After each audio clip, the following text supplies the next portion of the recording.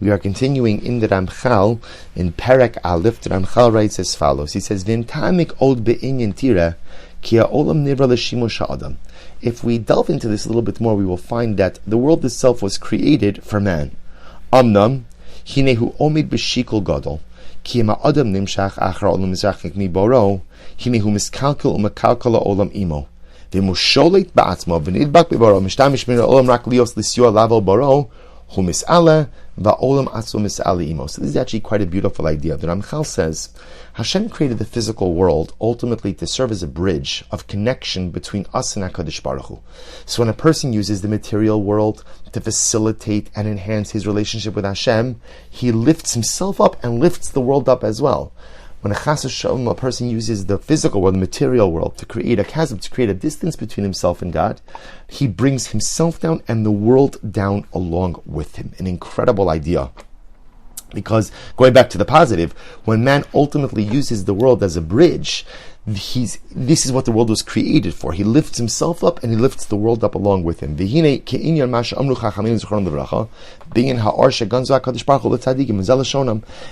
the Ramchal says, we see this right in the beginning of the creation narrative. When Hashem first created light, so the pasuk says,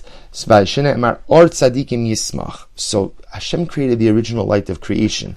And after he created that light, he hid it away for the righteous people of future generations. The idea being that the light itself, which was created ultimately to facilitate holiness. Ube'inyan avnei hamakom shelakach Yaakov v'samer hashosav amru amrab Yitzchak malamed sheniskaptzu kul makom echavayso kol achas omeres alay yaniach tzadik rosho. It's very interesting that Ramchal writes over here. We know the famous medrash when Yaakov Avinu was running away from home, and he's on his way from Be'er Sheva to Haran, to Lavan's home, and he falls asleep. He goes to sleep, and he puts a stone by his head, and the medrash quotes the idea. The Gemara quotes the idea that the stones were fighting who would get to support Yaakov Avinu's head. And the question, obviously, what does it mean the stones are fighting? The idea the Gemara is trying to highlight is the physical world wants to serve man, and especially wants to serve man when man is using the material physical world to facilitate and to enhance his relationship with Hashem. So Yaakov Avinu is about to have a dream, and in that dream ultimately is going to be an incredible communication between him and Hashem. So the stones are arguing who is going to get to support the head of the tzaddik. In other words, the material world wants to have a role in the facilitation of the relationship of man with Hashem.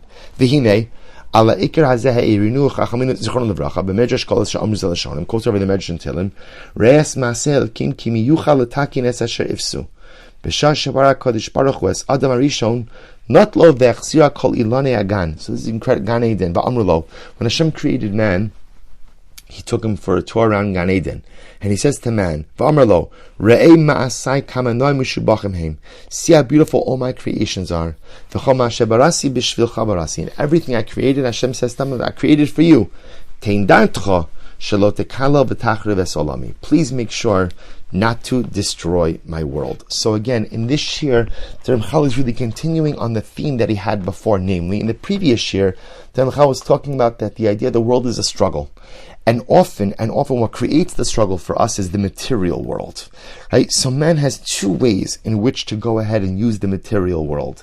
He could use the material world as a way to bolster and facilitate, enhance, and strengthen his relationship with Hashem, or God forbid, he could use the material world as a way of creating a distance between himself and HaKadosh Baruch Hu. So the Malachim, so the Avanim, the stones, argue who's going to get to support the head of the tzaddik of Yaakov Avinu, because the stones want to have a role in that relationship of Yaakov and Hashem. The original light is going to be hidden for tzaddikim. I'll just point out that on the flip side, ultimately again, on the flip side, so now Adam Rishon is created, and Hashem takes him for a tour of Gan Eden, and in that tour he says to Adam, look at everything I've created for you. Now, by the way, the Ramchal doesn't say it explicitly, but now we also appreciate What was the chait of Adam Arishon? What was the real sin? So we look at the sin as a sin of disobedience. God told Adam, eat from here, don't eat from here, and Adam disobeyed. While that is true that it is disobedience, it's also something a little bit deeper. Because now, what Hashem was saying to Adam is, everything I created here, I created for you. What does it mean I created it for you? I created the material world here for you to utilize, to create a relationship with me. See here, what was the sin of Adam and Chava? They used the physical world not to create relationship, but just the opposite. They used the physical world to create distance. And that is the greatest trespass. And the truth is, if you think about this, one of the beautiful things in Yiddishkeit in general is that Judaism is not an ascetic religion. Judaism is a religion that says, enjoy the world, benefit from the world, but at the same time, use the physical world, use the material world, ultimately to be successful in your battles, like the Ramchal said, and use the material beauty of this world to come closer to Hashem. We'll stop over here for today, wishing everyone a wonderful day.